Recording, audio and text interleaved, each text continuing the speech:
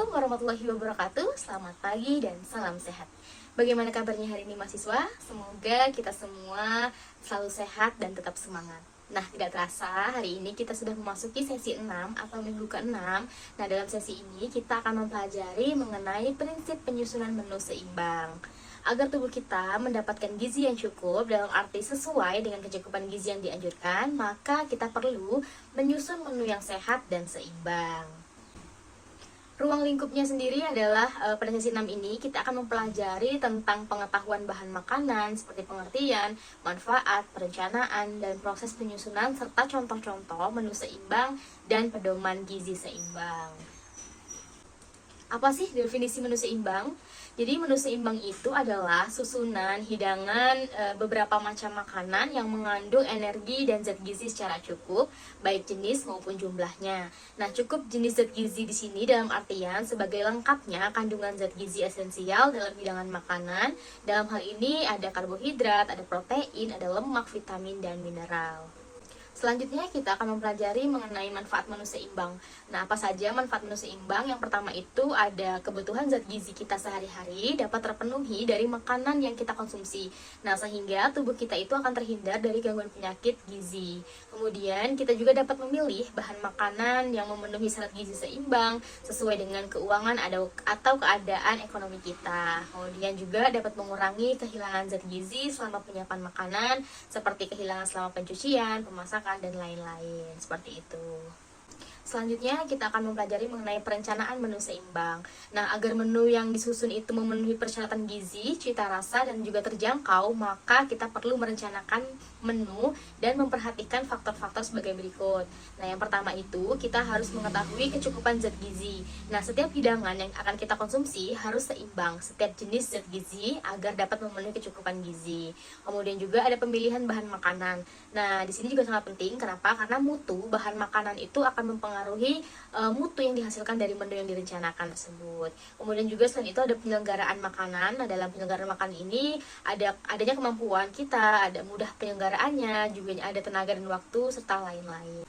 Dalam proses menyusun menu seimbang itu ada beberapa hal yang harus kita perhatikan. Yang pertama itu kita harus menentukan kecukupan zat gizi. Jadi dari menu yang akan kita susun itu, kita juga menentukan kecukupan zat gizinya. Apakah makanan yang kita konsumsi atau kita olah ini sudah memenuhi gizi seimbang. Seperti itu. Kemudian juga kita harus menentukan hidangan. Lanjut, kita akan menentukan pemilihan bahan makanan serta pengelolaan bahan makanan. Nah, untuk penjelasan lebih lengkapnya silakan mahasiswa pelajari modul yang ada di RBV maupun modul cetak. Di situ sudah ada semua definisi-definisinya, bagaimana penjelasan dari proses menyusun menu seimbang, seperti itu. Nah, yang terakhir kita akan mempelajari tentang pedoman gizi seimbang atau PGS. Ini sudah sering kita dengar mahasiswa tentang PGS.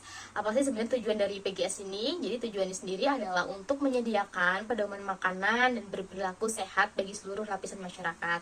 Nah, berdasarkan prinsip konsumsi aneka ragam pangan, perilaku hidup bersih, aktivitas fisik, dan juga mempertahankan berat badan yang normal. Kemudian ada 4 pilar prinsip gizi seimbang. Nah, ini perlu saudara mahasiswa ketahui dan pelajari apa saja 4 pilar tersebut. Yang pertama itu ada mengkonsumsi makanan beragam.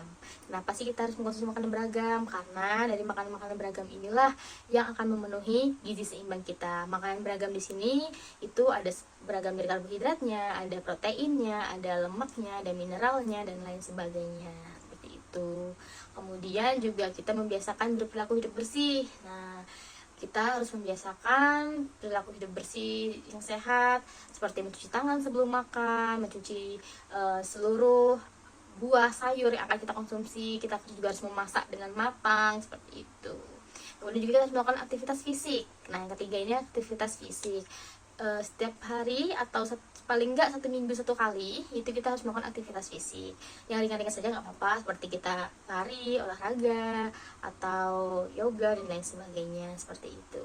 Nah, yang perlu diketahui juga untuk ibu-ibu nih di rumah, kita menyapu, kita menyetrika baju, mencuci baju itu juga sudah salah satu aktivitas fisik yang kita lakukan sehari-hari seperti itu. Nah, kemudian yang terakhir kita harus mempertahankan dan memantau berat badan normal.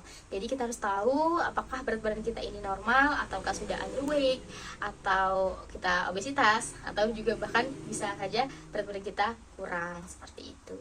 Nah, mungkin itu saja yang dapat saya sampaikan. Silahkan mahasiswa pelajari modul gizi dan kesehatan keluarga yang tersedia di RBV ataupun modul cetak, dan juga dari berbagai sumber lainnya. Nah, silahkan mahasiswa pelajari, dan apa saja sih menu-menu seimbang, apa saja sih prinsip gizi seimbang, seperti itu silahkan untuk dipelajari. Jika ada kendala, silahkan nanti menghubungi tutor. Saya akhiri. Wassalamualaikum warahmatullahi wabarakatuh. Tetap semangat.